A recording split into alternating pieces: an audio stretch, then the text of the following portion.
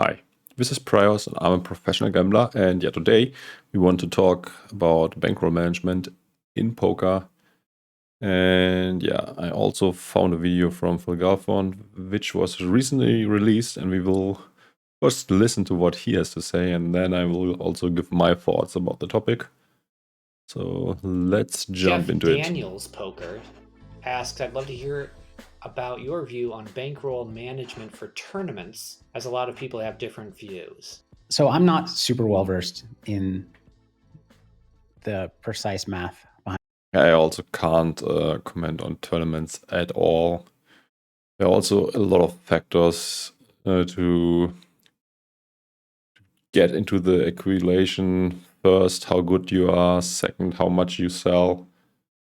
And you can also make something extra, because in tournaments you also sell action, and often with markup. So if someone buys 50%, he has to pay for like 55%.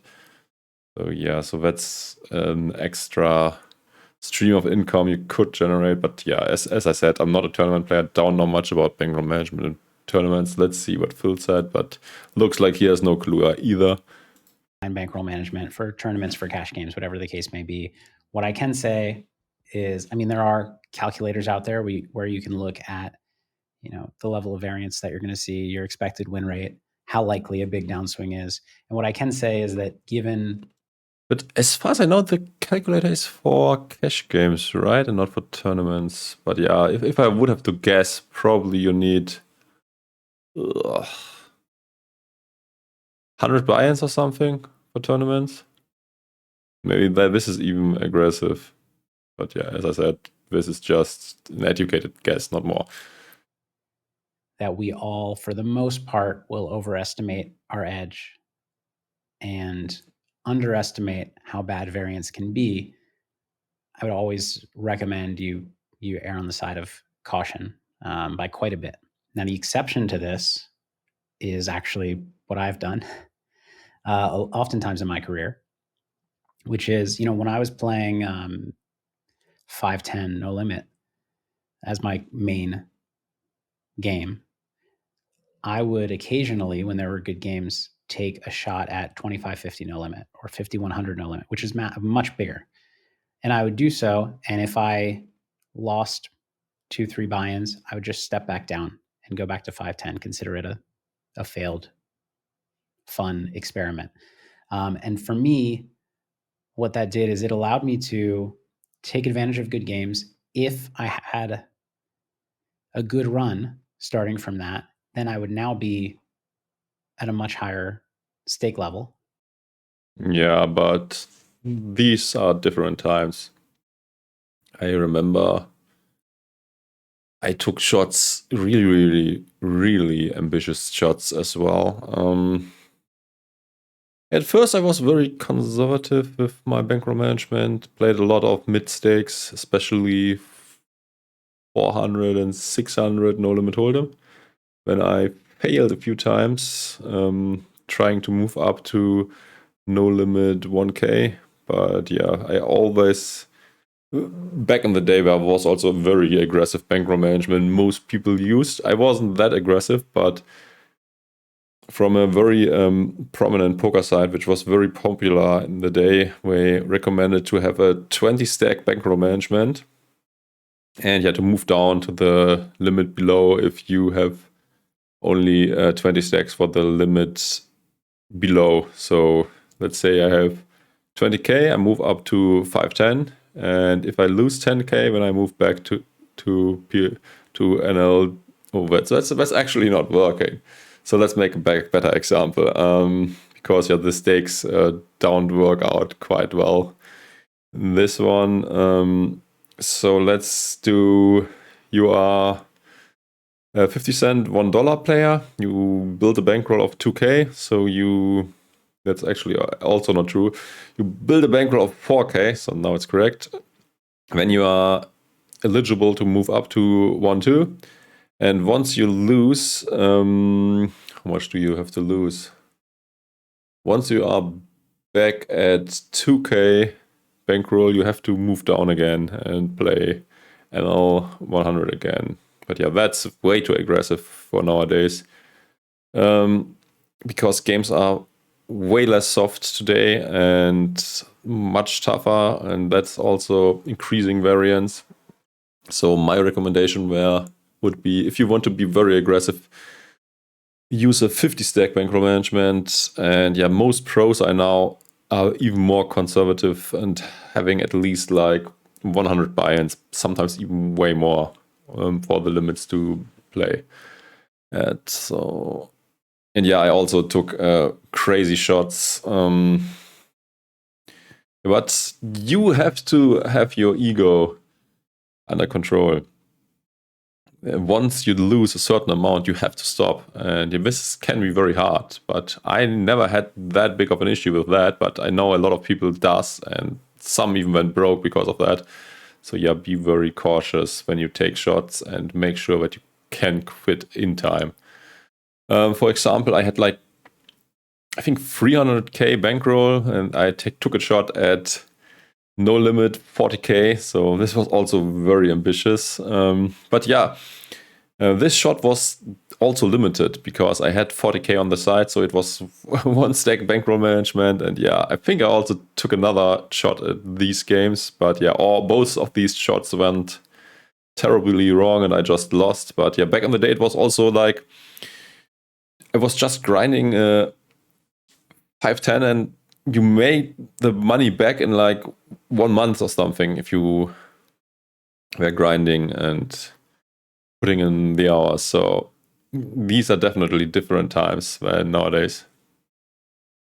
And I also took other very ambitious shots. I think I also played no limit 100k with like maybe 300, 400, 500k bankroll, splitting, giving away 50% of the action to someone else. So this was also very, very risky. And yeah, obviously also went wrong. It also went wrong against the guy you can see here. Phil Galfond had ace king, I had aces. I think I told the story a few times already. He played it very nitty also. I think he was on the button or something. He raises, I re-raise. We are also just 70 BB deep or something.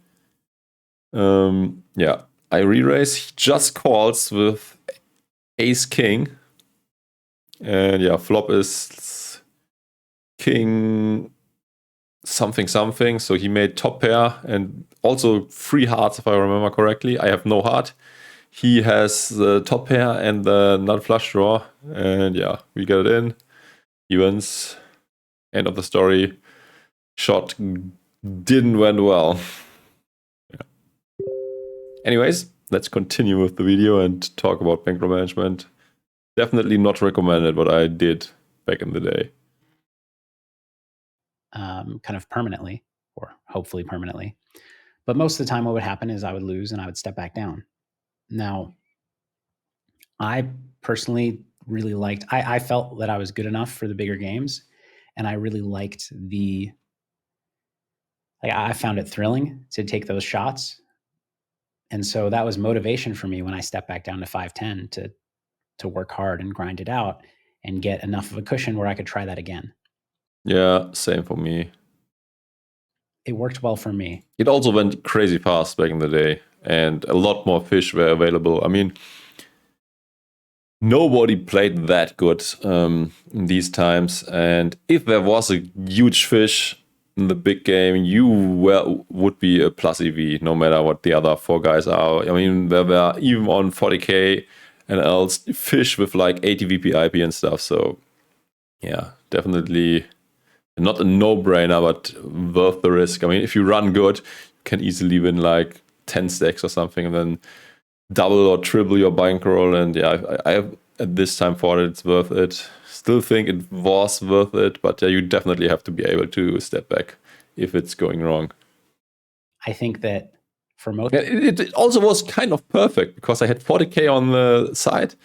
Deposit limits were exhausted. So even if I would be willing to continue, I couldn't. So it was perfect. So I was committed to just have 1 stack in this big game.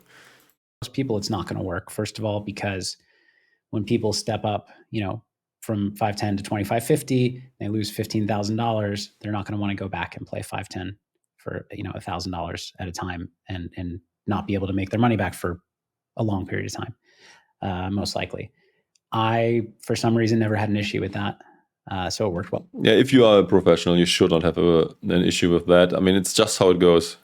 If you run bad or play bad or whatever, you just have to take the conservative approach. I mean, you cannot risk your entire bankroll. And yeah, I mean, if it goes very, very badly, you might not have enough money to continue your business, which is poker. And yeah, you might ruin your life if you can't step back in these shots. So if you are not strong enough mentally, then don't take shots and be very conservative all the time. It's as easy as that. Well, for me, the other reason that it might not be as good today is that, I did this back in 2005, 6, and there were good games kind of. I think when I did it, this was later than that, like 2008 maybe, but I don't remember exactly. I think he also probably started a bit earlier than I did. I first finished my studies at every stake level, and so if I could, the 2550 games that I was trying to play in were not any harder than the 510 games that I was playing in, for the most part. A little bit harder, but yeah, I think so too. But what you're saying there is definitely correct. But now, unless you're in a specific, private game setting or live poker setting where there are really good games at a stake that's a little bit too high for you, for the most part, as the stakes get higher, the games get tougher. And part of building up a bankroll at a certain stake. Different topic, but it also has something to do with managing your bankroll. You should build a network of poker players, which is not only good to talk about hands, to get good information and stuff, but also if there's a big game where you're not rolled for, you can ask other players, hey, player A, could you take 10% of my action? Player B, could you take 10% too? Oh, player 3, you want to take 20%. Nice, now I got enough money and can play these huge fish. So yeah, that's how it works. Before you're ready for the next is not just having the bankroll to withstand. By the way, I did this a lot. Back in the day, there was a huge German community and also a lot of high stakes guys. And yeah, we shared a lot of action. And yeah, if one of us were able to get on the table, other people had a piece. So that was great. And also hard sweat and stuff always. And it was always fun.